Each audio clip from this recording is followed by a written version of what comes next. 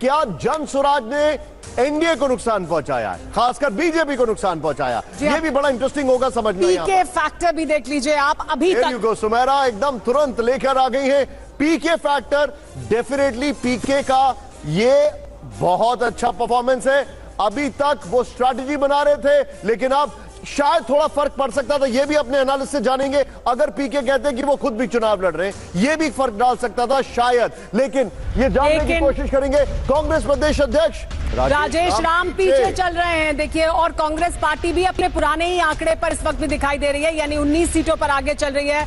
कुटुंबा से हम आगे चल रही है, औरंगाबाद की 4 सीटों पर आरजेडी आगे चल रही है। हम क्षेत्रवाद भी आपको और जिलेवार भी आपको बता रहे हैं। सिवान से बीजेपी के मंगल पांडे पीछे चल रहे हैं। ये एक बड़ा उलटफेर है। एक आंकड़ा जो हम सभी देख रहे हैं और शायद ध्यान नहीं दे पाए, वो आंकड़ा जरा ध्यान से देखिए। पहले तो आरजेडी की सीटें कम हो रही हैं अभी, लेकिन चिराग का ये 15 वाला परफॉर्मेंस। दिनेश गौतम के पास चलेंगे।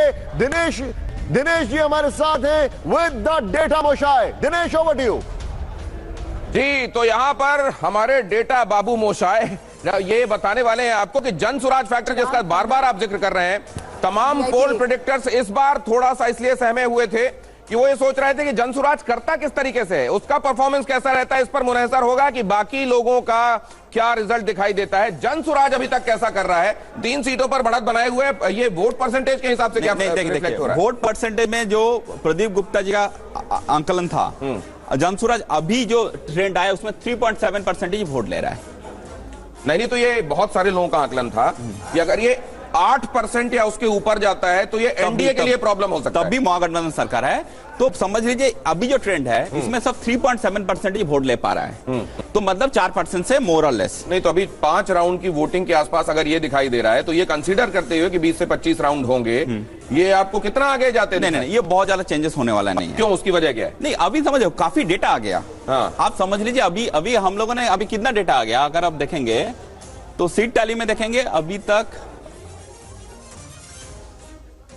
मैप के हिसाब से आप दिखा रहे हैं। मैप का हिसाब से आप देखेंगे काफी अब ये ज्यादा बढ़ गया, अब ये मगध की तरफ भी रिफ्लेक्ट होने लगा। नहीं, इस साइड में नहीं आया। हाँ। देखिए अभी तक ये बेल्ट खुला नहीं। हाँ। आप समझ रहे हैं? हाँ। तो ये जो बेल्ट है, जो जहां पर ये एक्सपेक्ट कर रहा था जहां आरजेडी इंप्रूव करेगा, जैसे ये सीट राजनगर आगे 5322, ये तो जीत ही नहीं सकता है। खजोली 1583 आगे है।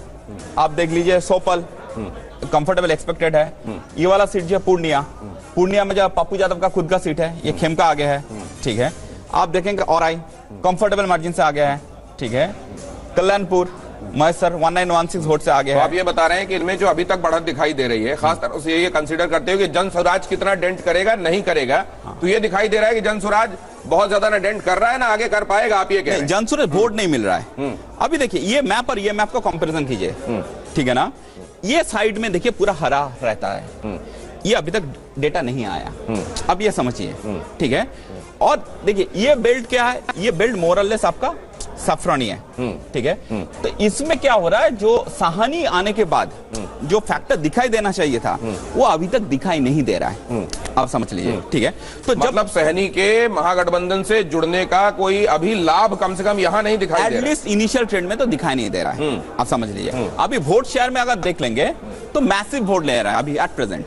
ठीक है, इंडिया 50.3 ले रहा है। ठीक है, ठीक है, इंडिया से ले रहा है 37.5। तो ये तो गैप बहुत ज्यादा है। ये गैप बहुत ज्यादा है। हाँ। तो क्या है ये गैप, क्या ये मगध सीमांचल आएगा तभी क्लोज होगा? हाँ। वो देखना पड़ेगा। देखिए वोट शेयर का जो गैप है, ये मुझे लग रहा है फाइनली ये शायद बढ़ेगा, ये घटेगा। बट एज पर आप समझ लीजिए, आप 70% कॉन्फिडेंस के साथ बोल सकता है ये India is comfortable at this moment. मैं थोड़ा सा 70% इसलिए बोल रहा हूं क्योंकि रीजन वाइज आपका डेटा आया नहीं। आप समझ रहे हैं? अभी ये वेस्ट बंगाल साइड का डेटा नहीं आया, ये डेटा नहीं आया, ये थोड़ा वेट करना पड़ेगा। ठीक है, एक बार ये आ जाएगा आप समझ। तो आप ये कह रहे हैं कि जन स्वराज जिन मुद्दों को उठा रहा था, पलायन और बेरोजगारी खासतौर से जिसका जिक्र कर रहा था, बस्ता दिखाकर वो शिक्षा का जिक्र कर रहा था, शराबबंदी हटा देने की बात कर रहा था, वो लोगों के बीच में सब्सक्राइब हुए ही नहीं मुद्दे, वोट नहीं आया। 3.7% वोट। पिछले बार नोटा को 1.7% वोट गिरा था। तो ये असल में जो नोटा के ही वोट तो नहीं काट रहे हैं कहीं? मोरल आप देखना पड़ा नोटा को कितना वोट है। पिछली बार 6 लाख 7 लाख के आसपास वोट पड़ा था ना नोटा को। मुझे अभी देखिए नोटा को अभी तक 1.9% वोट मिल रहा है, तो नोटा का वोट तो है 1.7% जो था।